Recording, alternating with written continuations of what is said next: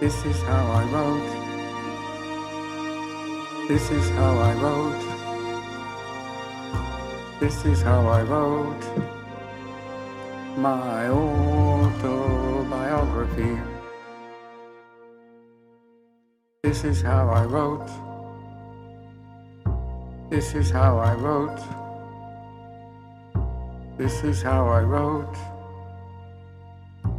This is how I wrote my autobiography. I put one word. I put one word. I put one word after another. I put one word. I put one word.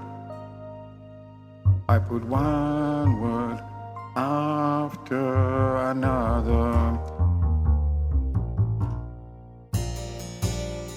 Researched, quoted journals, visited archives, returned to sites, consulted newspapers, reread schools, asked friends, remembered, reread books, rewatched films, remembered, utopia smiles.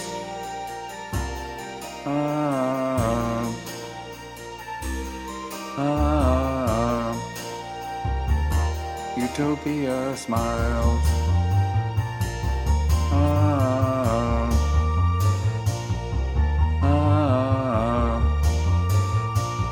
Utopia smiles.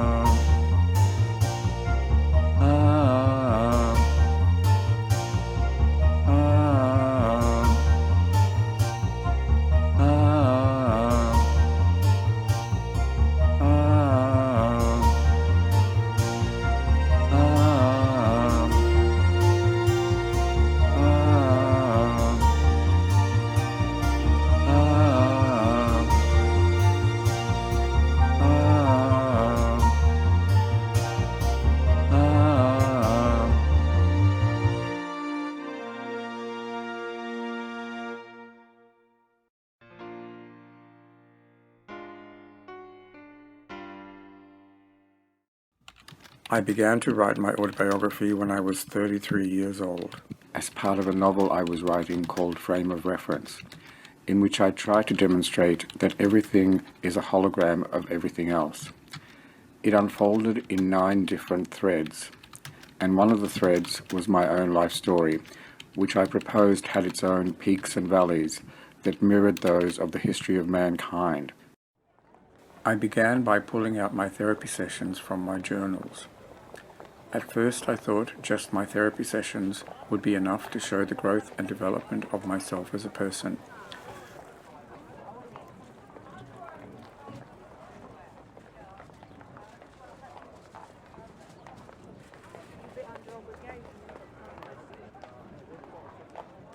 But then I began to insert my dreams, my peak experiences, my poems, my past lives,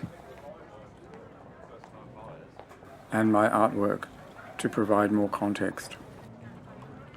I looked for other things that would provide context, and I began to make a list of all the books I had read since I was a child, so I could insert them into the story of my life and show how each book had influenced me. I called friends and asked if they remembered any mutual experiences, but they couldn't remember anything.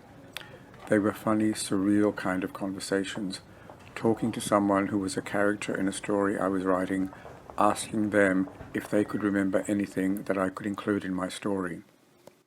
I gathered all my writing and ordered everything chronologically.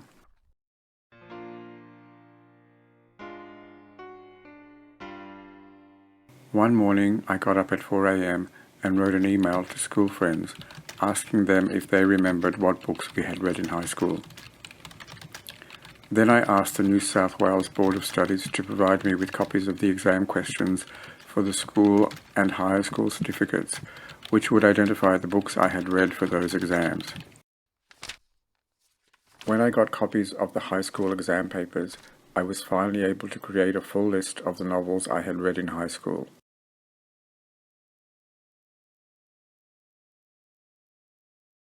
By consulting top 40 charts in England, Australia and the USA, I made a list of all my favorite songs and then placed them chronologically into the story of my life. I also made a list of my favorite films by consulting film lists online. However, the lists did not reveal to me when I had seen a particular film, and I most wanted to know that so that I could place it in the story of my life. As I chronologically ordered all my artwork, I noticed a marked difference between artwork I had done in response to art school assignments and artwork I had done on my own. I recognized that education, which is meant to lead, had always led me away from myself.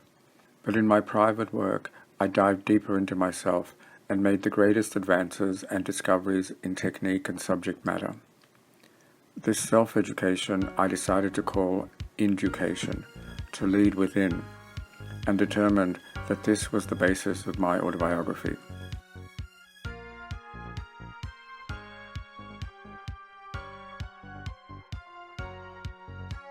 I began to keep a daily journal when I was 14 years old. I had 54 handwritten volumes that I began to read and type up. These would be the backbone of my autobiography. While I had previously separately recorded my poems, critical writings, photographs, drawings, paintings, dreams, philosophical aphorisms, and film reviews, I now inserted them into my typed journal. For the first time, I could see how a certain poem or an artwork or an opinion of a film came directly out of my life experience. I could see how everything connected and why. I was surprised to find that sometimes my memory of certain events was very different from what I had written in my journals, and in some rare instances, my memory was the exact opposite of what I had written in my journals. It was shocking to see how selective my memory could be. Once I had all my journals transcribed, I summarized every entry and created an index and content summary. I was then able to easily search and find any incident or episode in my life. I could, for example, search a name like John Smith and pull up all the references in my life to that person. I could then go back to the source materials and pull up the full details of each reference point. I had turned my life into my own personal research library.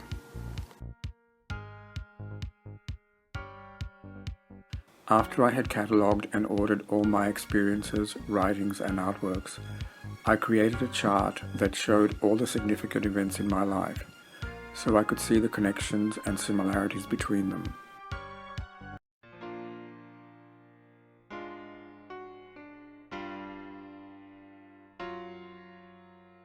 This allowed me to group like things together into ordered systems and create a catalogue of all my dreams, of all my poems, of all my synchronistic events, and most importantly, a catalogue of all my artworks. When I laid out all my notes about my childhood, I saw that there were a lot of gaps that I didn't know how to fill. I began by researching the city where I had been born and the town where I had spent the first 5 years of my life. Then I researched the 12 places I had lived by the time I was 15.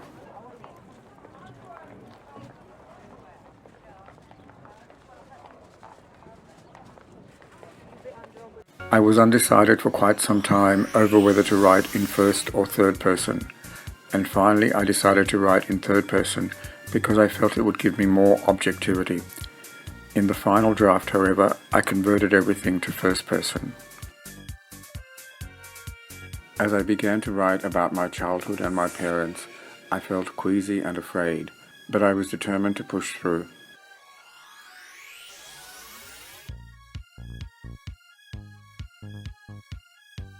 For the first time ever, I came to enjoy wandering through the places where my parents had grown up.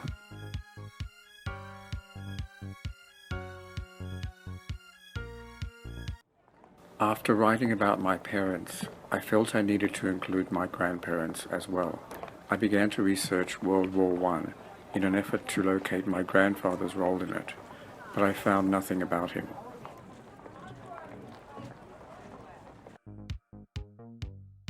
After consulting maps and photographs, and familiarizing myself with the layout of the town where I had lived till I was 5 years old, I wrote about casually leaving the town with my parents. I placed myself on the map of the town to re-experience my feelings. I studied photographs from my childhood to jog my memory, and discovered such things as a toy car I had forgotten I ever had, my fondness for Coca-Cola, and the fact that my parents took several photos of the same festive occasions, but passed them off as different occasions by changing, for example, the number of candles on the cake, and by rearranging the food on the table. I was transported into another world of light, transparency, and mystery as I wrote about my similar experience at the age of 9 on hearing for the first time the biblical story of Joseph and his brothers. As I wrote about reading Don Quixote in high school, when all my adventures were like episodes from Don Quixote, I thought that maybe if I reread Don Quixote, I could remember more details of high school.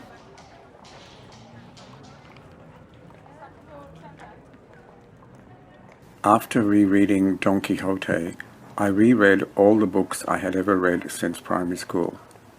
When I inserted my summaries and reviews of each book into the story of my autobiography, I discovered some connections between my life events and the books I had read.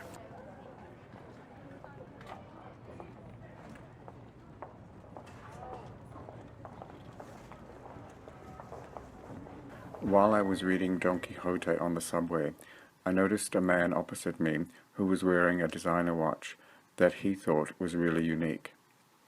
But I realized that it was not unique. There were millions of them in the world. But my watch was unique because it featured my own signature, and there wasn't another one like it in the whole universe. That gave me the idea that I should do a self-portrait a day over a year as a way of keeping myself aware of myself in the present while writing about myself in the past.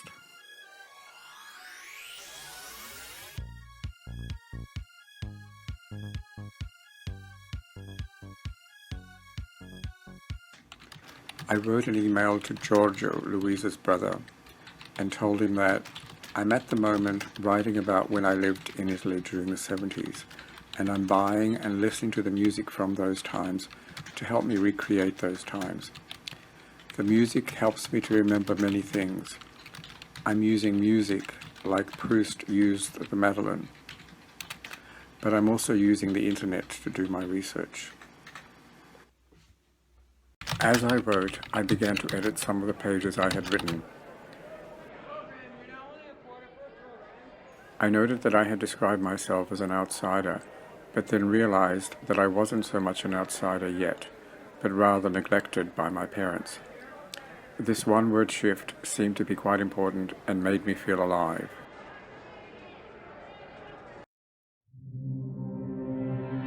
I have planted my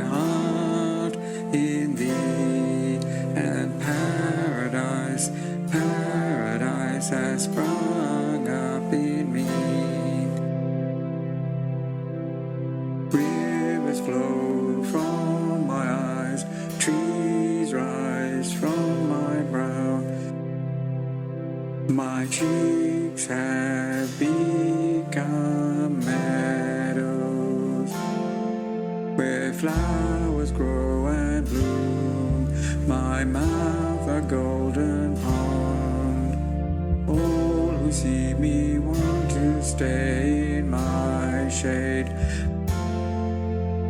lie on my grass, fish in my rivers, climb my trees and splash in my pond. I've become alive. I've become alive. I've become alive.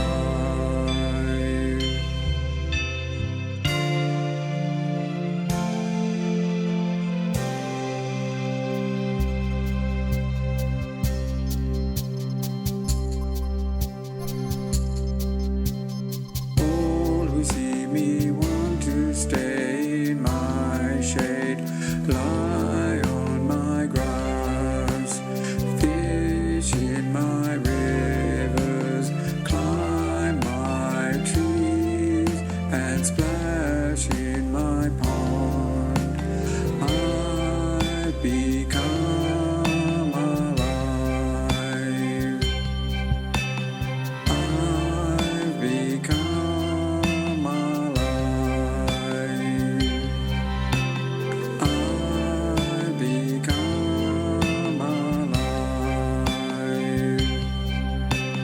I've become alive. I've become alive. I've become alive.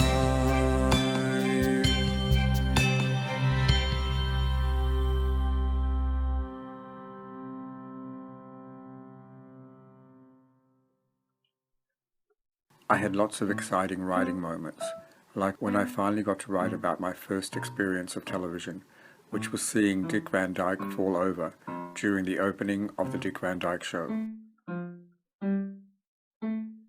And the incredible disappointment of listening to the Beatles' Sgt. Pepper's. After I wrote about my mistaking broken glass for diamonds when I was 9 years old, I saw some smashed glass on the sidewalk and rushed over to grab a handful. As I rolled the glass about in my hand, it gave me a completely different understanding of the glass, and subsequently changed my writing of the scene. I felt really cut up inside as I wrote about being locked in the bathroom by my mother when I was a child.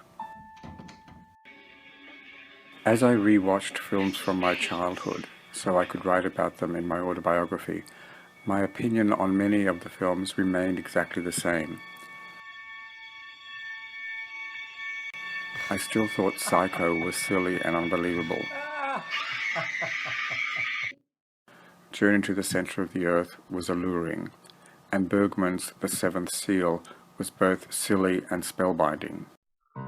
While I wrote my autobiography, I began to read Magic Mountain by Thomas Mann. I was hooked from the very first page. The title for my autobiography I decided would be the same one I had used in high school for my first attempt at an autobiography, From Lonely to Alone. I felt indeed that that title had prophetically predicted the trajectory of my life.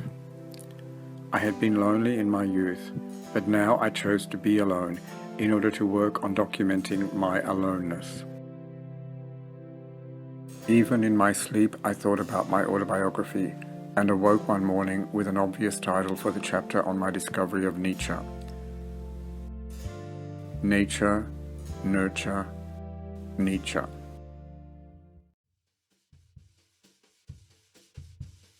All the world's drunk and drugged, can't see the forest for the trees.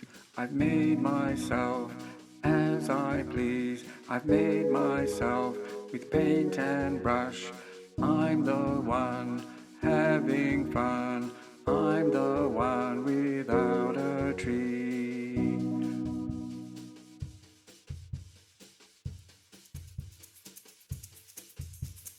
Look at me, I'm nature's son. Nature, nurture, nature. Nature, nurture, nature. I'm Father Nature's son.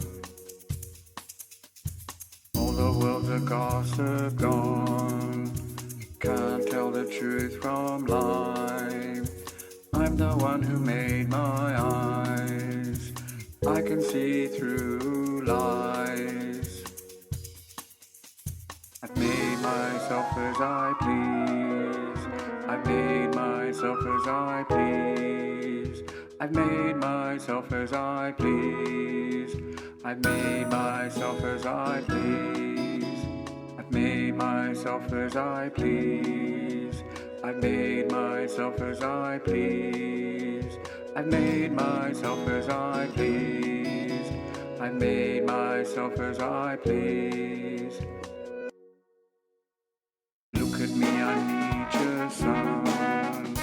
Nature, nurture, nature. Nature, nurture, nature. I'm Father Nature's son.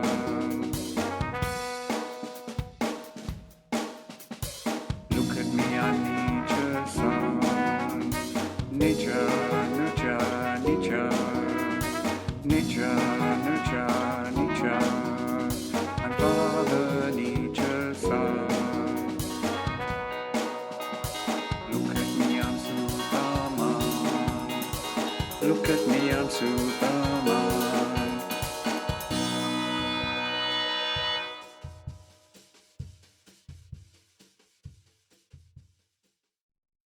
When I wrote about being 15 years old, I was reminded by reading my journal that my decision to study Latin was the first decision about my life I made entirely on my own, and on it rested practically everything in my life ever since.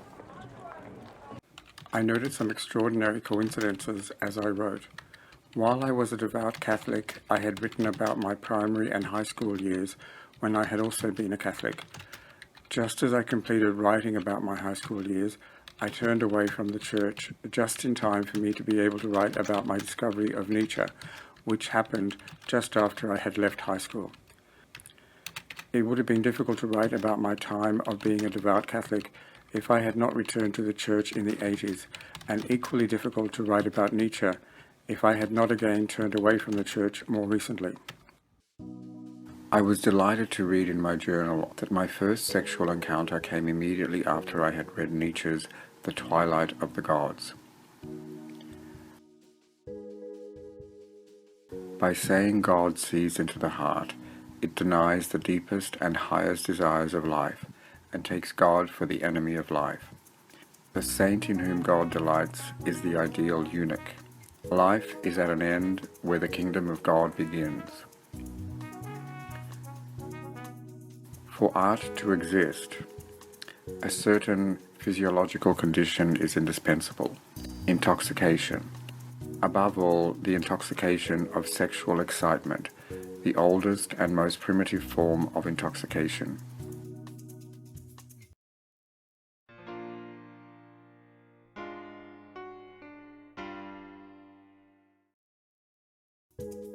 As I wrote, I also painted.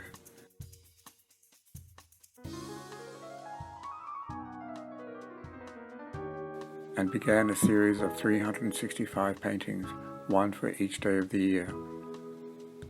The paintings complemented my writing. The painting for May 28, for example, portrayed the feeling of coming forward in consciousness while going back in time that I experienced as I wrote my autobiography.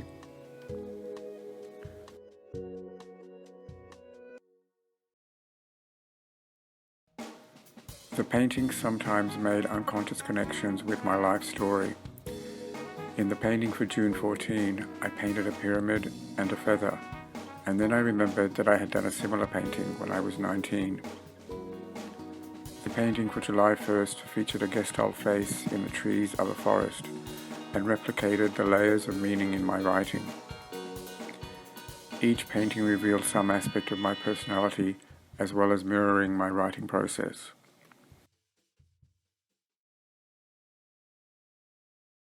Painting a painting a day in part gave me something to do in the present, because I spent every day writing about my past. Some days it was quite emotionally draining to discover myself in the past and to create myself anew in the paintings in the present. But often it was just so invigorating. Writing takes me into the past, painting brings me into the present, and filmmaking takes me into the future. Sometimes my writing and my painting cross-fertilized one another. When I wrote about my first encounter with my best friend in high school, I felt so confident about my writing that I pictured myself jumping from the desk at which I worked and landing on a pinhead. I then painted this very image. At other times, I felt like I could walk on water.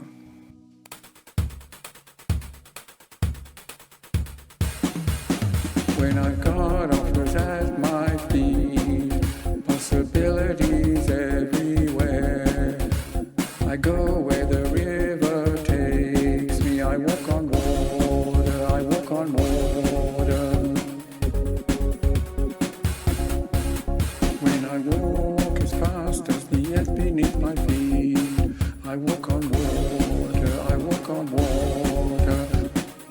When I move in the direction of my feet, I walk on water, I walk on water.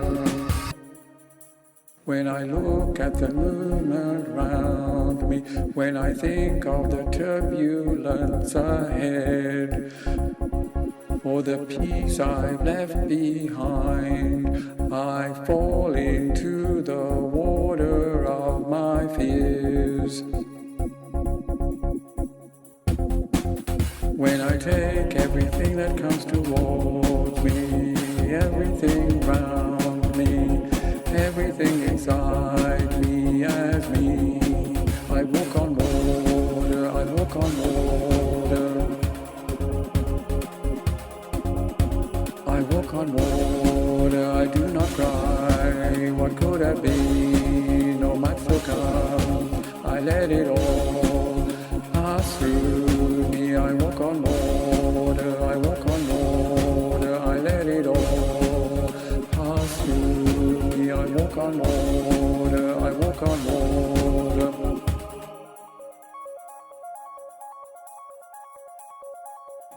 When I walk as fast as the earth beneath my feet, I walk on water, I walk on water. When I move in the direction of my feet, I walk on water, I walk on water.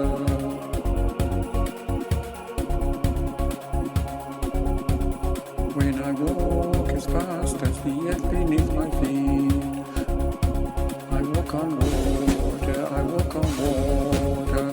When I move in the direction of my feet, I walk on water, I walk on water.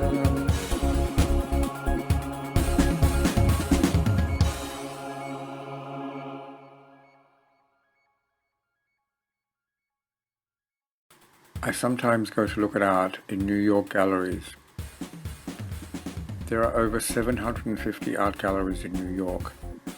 Most show artwork that is dashed off, bland, banal, superficial, neutral, dull, lacking depth,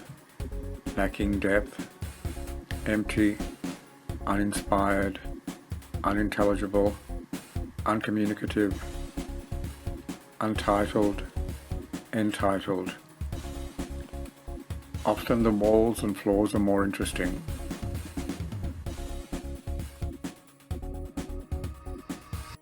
Oh wait, is that why they don't show any of my work? I went to the Philadelphia Museum of Arts to see the Dali exhibition and the Duchamp large glass. Did I mention that in New York I live across the street from the building where Duchamp lived for 20 years, when he lived in New York, and that a drawing I did unwittingly when I was 21 of a woman with legs apart birthing a child resembled Duchamp's painting Étant donné.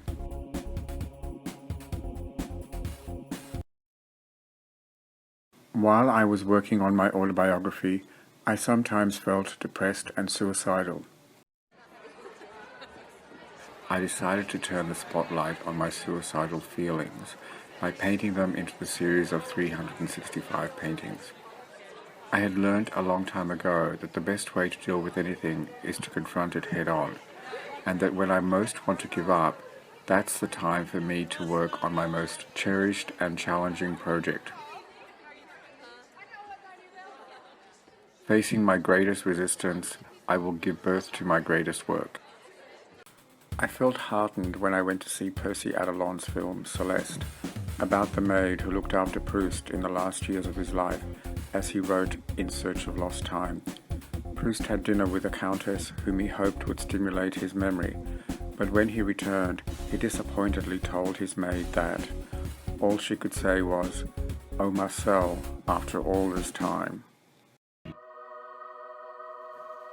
After all this time, after all this time, I'm putting it all together. After all this time, after all this time, I moved a grain of sand an inch a day.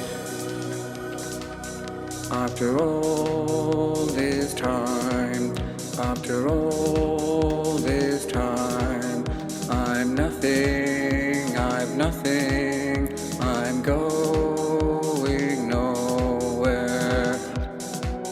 After all this time, after all this time, oh myself, after all this time, oh myself, after all this time, life's Odyssean, not Christian. After all this time, after all this time, after all this time, after all this time, after all this time, oh myself, after all this time, oh myself, after all this time, I move a grain of sand an inch a day.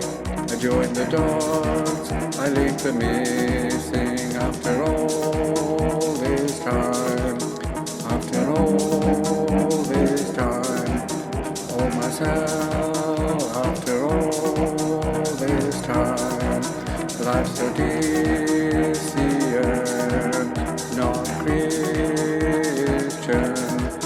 After all this time, after all this time, oh myself, after all this time, after all this time.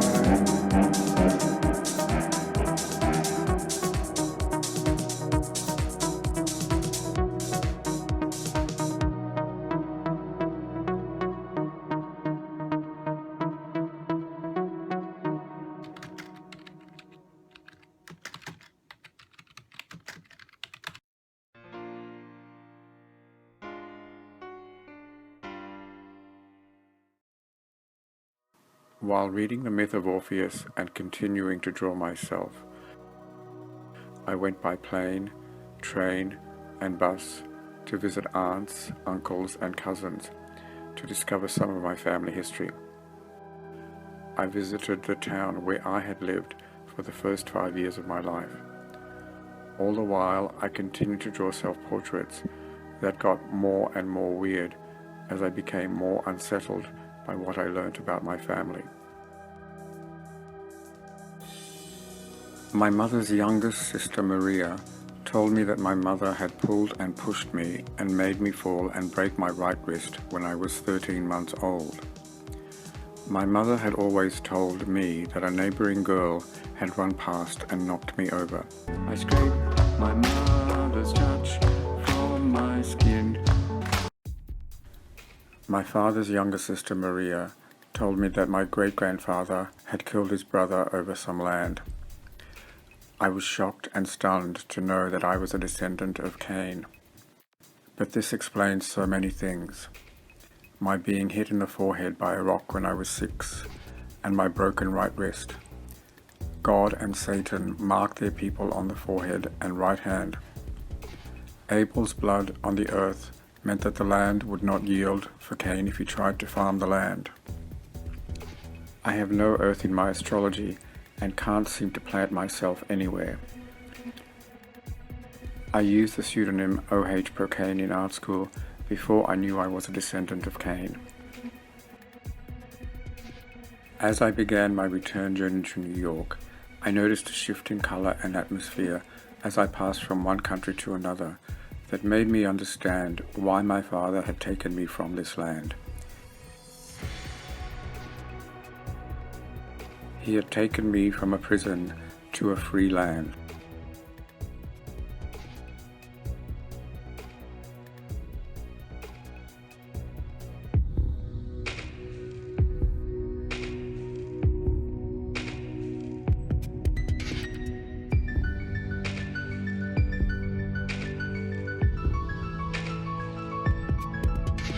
My father was a mountain, rivers in his feet, took me from the hunger, set me on his shoulders, saved me from the witches, drove me to the station, took my side sometimes, gave me money often.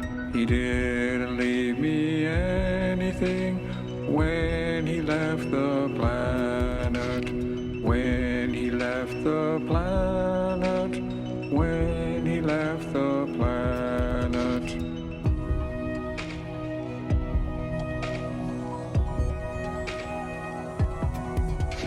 My father was an ocean, had ships in his head. He gave me extra homework so I could be myself.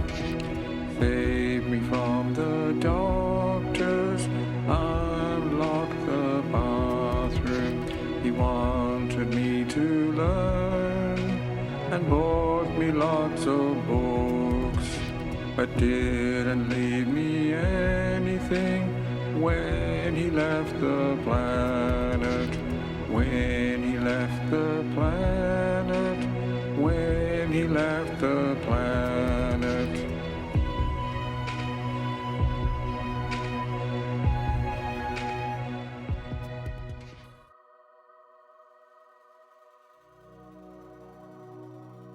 After I returned to New York, I stopped drawing a self-portrait each day.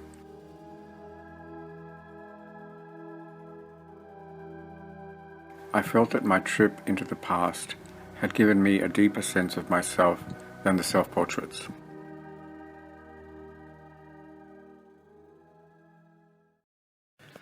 After visiting my relatives, I gave my autobiography a new start. I began with, "You know your great-grandfather killed his brother," said Maria. "No, oh my God, that's awful," I said. I hated the idea of starting in such a sensational way. I would have preferred to do a chronological build-up, but I felt I had no choice. While I continued to write my autobiography, I created a family tree based on the new facts that I had learned from my aunts and uncles. My background was mixed indeed. For example, my great-grandfather, my grandfather, and my father had all been born in the same house. but it had been in each of their lifetimes part of a different country. Perhaps because I had no firm, solid foundations in my life, I had experienced so many failures and rejections. An illustration of the Lord's Prayer. An illustration of a male chauvinist pig. A full-length fictional novel. Illustrations for Clancy of the Overflow. A tetralogy of plays, Crimes of Victory.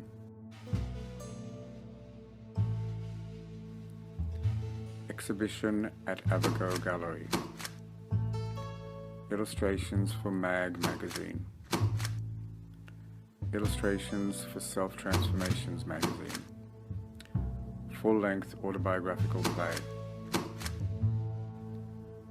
Historical Australian Moments postcards.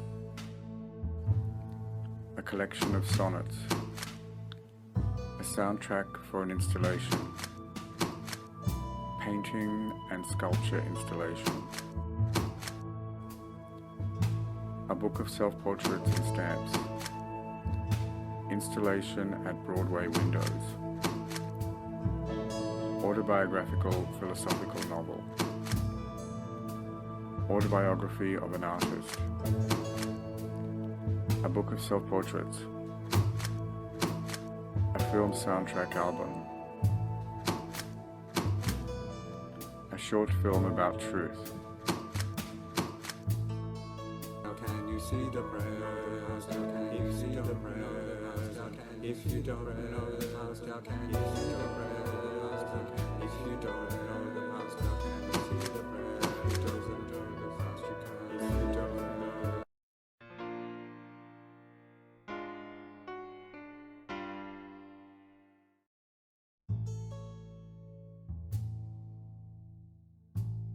I flew to Brescia to photograph the places where I had lived and gone to school. Then I went to the State Archives in Pazin to find confirmation of stories my aunts and uncles had told me about my ancestors. I checked birth, death, and marriage registers and found information to extend my family tree. I flew to Sydney to do more research. Fraser picked me up at my hotel. After a few minutes driving, it started to hail so hard that we had to stop on the side of the road. Afterwards, we had a scenic view of Sydney from Vaucluse. I spent the next 2 weeks photographing the houses where I had lived, the schools I had attended, and the places where I had worked, so I would have tangible reference points when I wrote about these places. While I was in Sydney, as part of Education Week, I was able to visit the primary and high schools I had attended as a child. There I was able to see some of the books I had read while at those schools.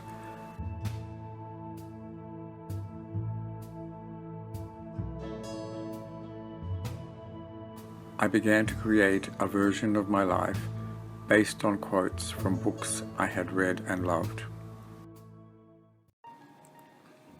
David and Wendy go to school. Willy-nilly was happy just to be a penguin. Puff the magic dragon lived by the sea. The water you touch in a river is the last of that which has passed, and the first of that which is coming. Thus it is with time present. Midway upon the journey of our life, I found myself within a forest dark. And when I'm sad, I slide. Your children are not your children. They come through you, but not from you. I broke into the dean's office and reprogrammed the computer, made all the engineers take arts courses. War is peace, freedom is slavery, ignorance is strength. God is dead. After he regained his sight, he became afraid. He began to live in the darkness. He never left his room. After 3 years, he killed himself. So many questions. Sometimes I don't know which way is which, and I get completely... Before I'd be persuaded of the truth of a miracle, I would have to be very sure the event so called by you was absolutely contrary to the laws of nature.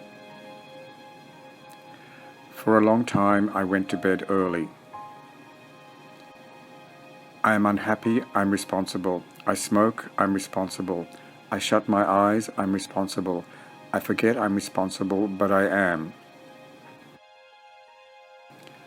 Better to write for yourself and have no public than to write for the public and have no self. Humbug on faith. Takes zero faith. What it takes is imagination. I will never apologize. I will take the risk, said Stephen.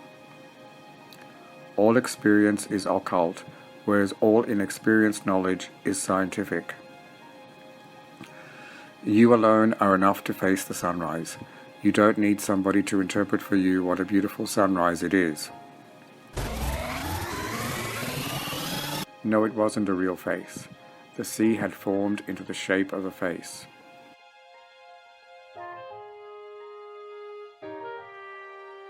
I went to see the film Tarnation because of the catchphrase, "Your greatest creation is the life you lead." However, the film did not embody this phrase at all. So I wrote a catchphrase for my own autobiography. Your life doesn't exist until you write it.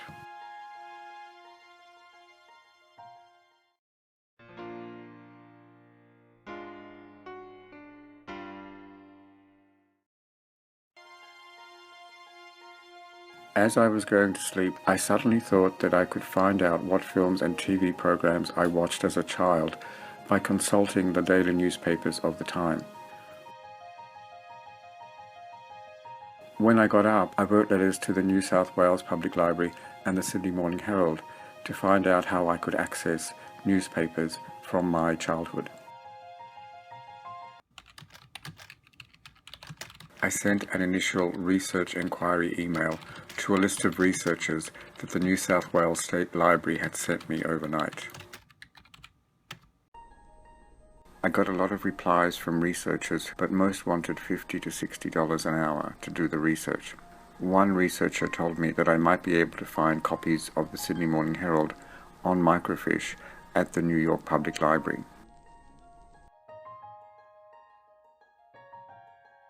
At lunchtime, I went to the New York Public Library to view the Sydney Morning Herald on microfiche.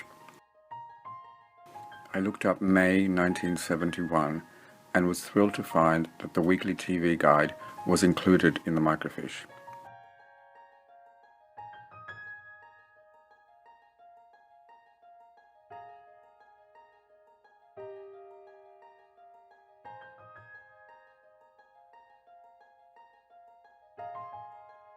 I returned to the microfiche room on several occasions and spent the whole day viewing and printing out TV listings. After I got home, I went through all the TV listings I had printed and highlighted the programs I remembered and guessed I would have watched. The television programs helped me to remember key incidents from my life. Negotiating with my father to watch the Shirley Temple show when he wanted to watch World Championship Wrestling. The social network at school around the watching of the Japanese TV series The Samurai. Making myself a Prince Planet pendant with my father's help that I wore all the time, despite my mother's derision. Information arrived from all sorts of sources and directions. I received birth certificates of my great-great-grandparents. I also received a set of Laugh-In DVDs and some clouds to create this scene stopper.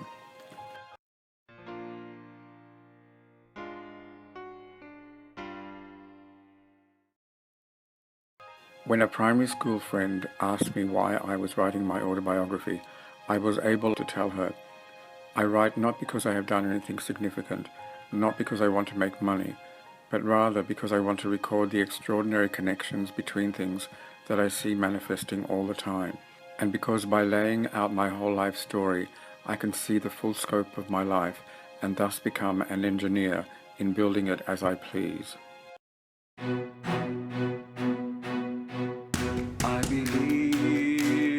power of the word, be it spoken, written, sung, thought, or dreamt. The word is a wonder unto itself, in that it pre-announces as it is. Never are words in vain, whether they be outwardly poised or inwardly turned.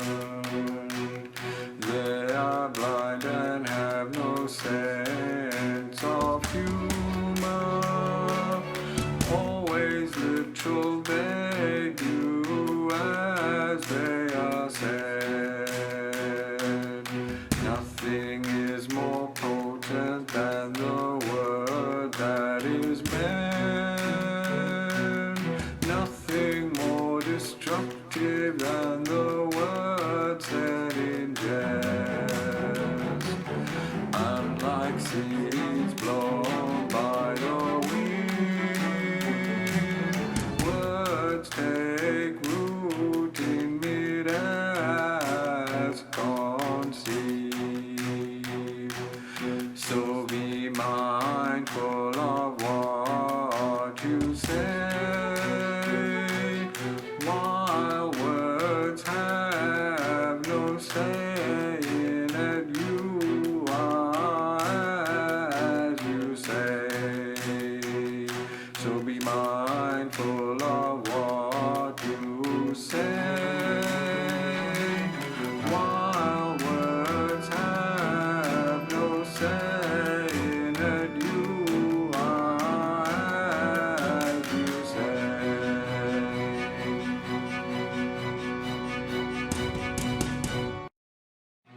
I gave up writing fiction when I was 25, after, in 7 months, I had written 4 interconnected fictional full-length plays and a novel. My friend Jane introduced me to a friend of hers using words and actions that involved a photograph of a spring and mirrored events in one of my plays that in my play led to a murder. I became afraid my words of imagination would be my own murder weapon, so I stopped writing fiction and wrote only about things I had already personally experienced. When I created a complete list of all the films and TV I had watched in my childhood, I was delighted by the coincidence that the first film I had seen after arriving in Australia was Crash Dive with Tyrone Power, and the last film I saw before leaving Australia to go back to Italy when I was 13 was another Tyrone Power film, A Yank in the RAF. Why bother with fiction when there are so many real coincidences all around? Just the thought of fiction, just the thought of a fabricated character in a fabricated plot made me feel nauseous.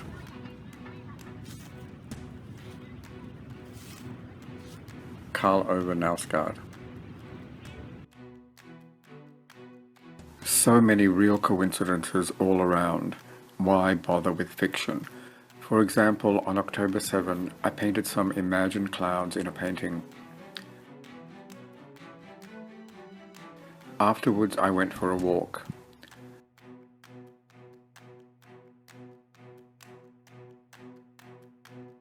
I was surprised to see that the clouds in the sky in front of me were almost exactly the same as the clouds I had just painted from my imagination. Or perhaps like on December 30th, when at a cafe I bought a salad. I watched the man behind the counter toss my salad, put a lid on it, and write a price on the lid. When he brought the salad to the cashier, I was a little astounded to notice that it looked like he had written SHIT on the lid. However, when I turned it around, I realized that it said 7:45, but it looked like SHIT.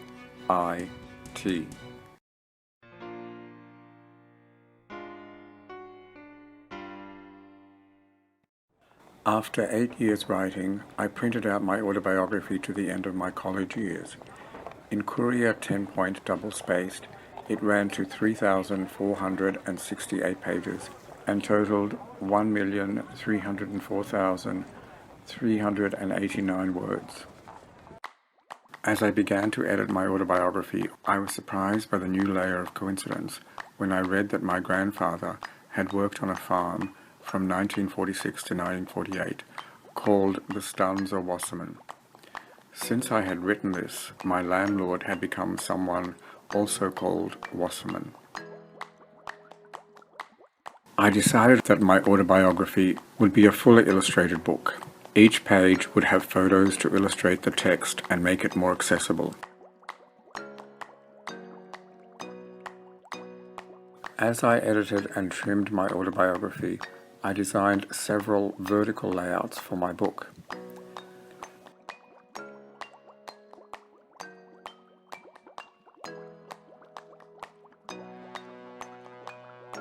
I finally decided on a 3-column horizontal layout with a photo at the top of each column.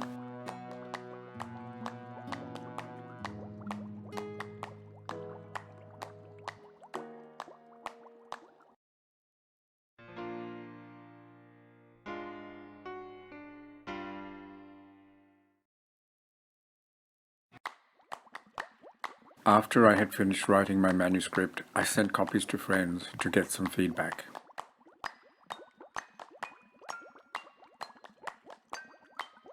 My friend George told me that he thought the first part of my autobiography was an incredible story, the story of a little boy learning to communicate. You present the boy without grievance or paranoia. I liked the painstaking descriptions of the imprinting and identifying with TV programs. I have never seen it done before. You treat TV programs like major works of literature in the way the programs imprinted themselves onto the little boy. It was nice the way the writer honors the infinitesimal steps that the little boy takes in his journey towards learning. He is a pioneer in his own life. Once I had completed my manuscript, I attended the New York Literary Writers Conference. They didn't understand or follow my approach. They told me that if I am to be one of the chosen, if I am to be successful, if I am to be published, then I must know that pedigree over philosophy gets published.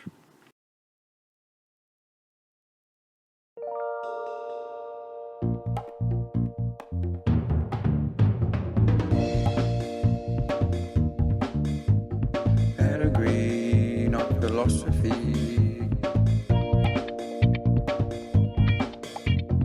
Pedigree, not philosophy. Pedigree, not philosophy, gets published. Pedigree gets published. Pedigree gets published. Pedigree. When I wrote a summary of my autobiography, I recognized that the culmination of my autobiography and my life was my series of 365 paintings, and my 365 paintings were my restitution to the world for my great-grandfather's crime.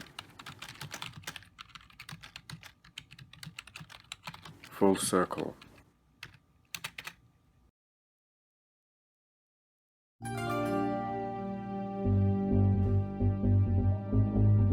I am the beginning and the end. I unfold everything within me, and yet, everything is separate from me. I'm the fulfillment and the conception of everything. Through my hollow self, all things must pass to become whole.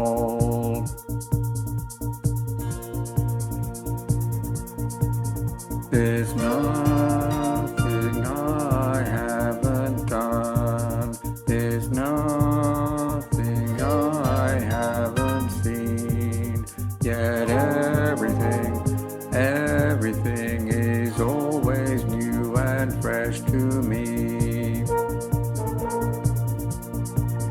I'm at the center and on the circumference,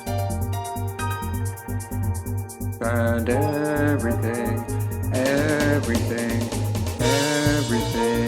in between.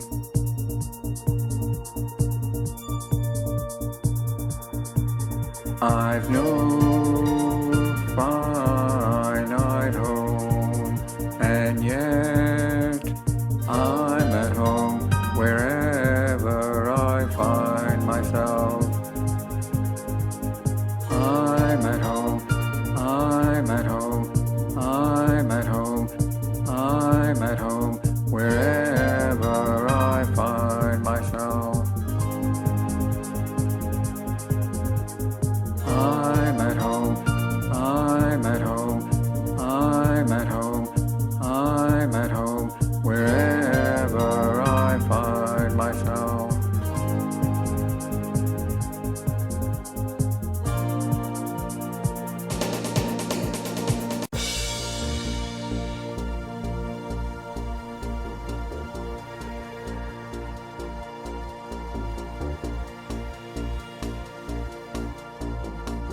I am the great silence. I am the great silence.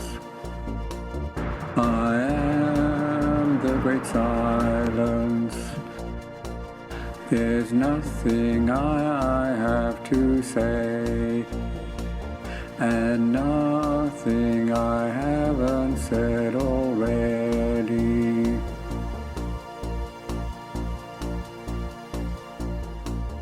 I am the individualist. All things unite and divide into themselves in me. I am no one in particular, and everyone in general. I come from nowhere, I come from nowhere, and everywhere at once. I'm nothing you recognize, and every familiar thing you've ever known. I am within you and round you, yet nowhere to be seen. I am within you and round you, yet nowhere to be seen.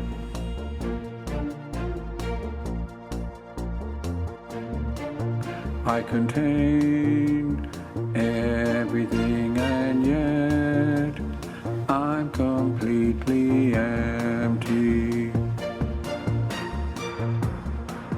There is nothing I don't know, and yet I've everything to learn.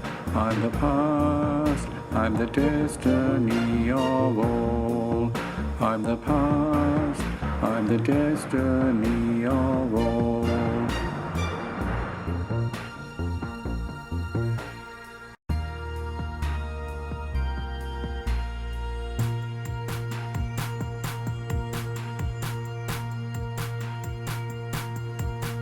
All things meet and merge in me.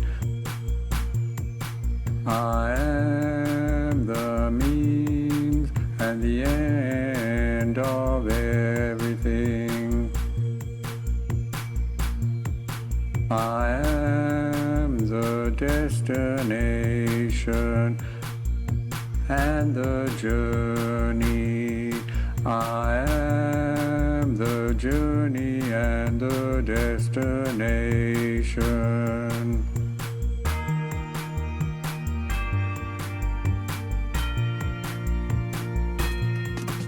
I am the means of support of everything on its way to becoming itself.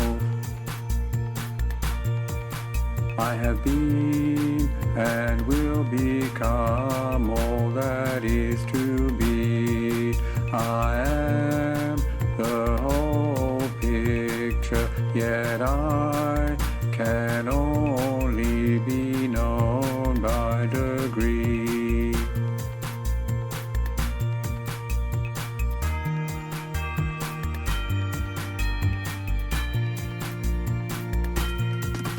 I am the eternal emanation. I am the eternal emanation. I am the eternal emanation, and the final restitution of all.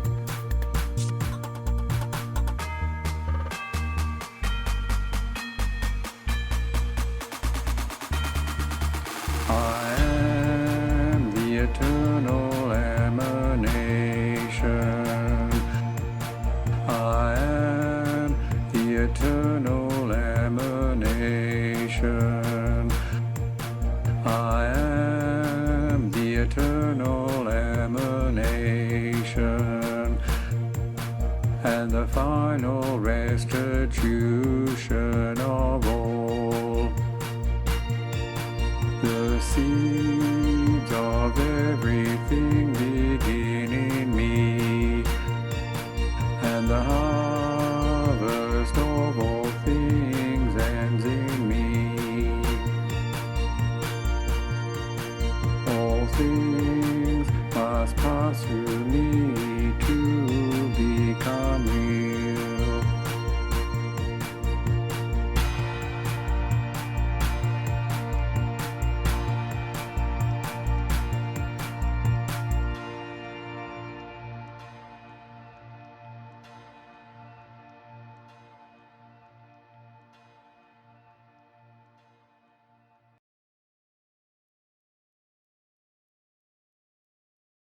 Utopia smiles.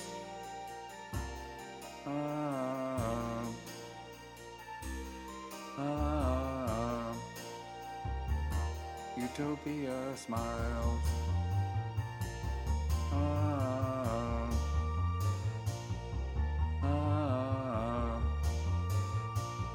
Utopia smiles.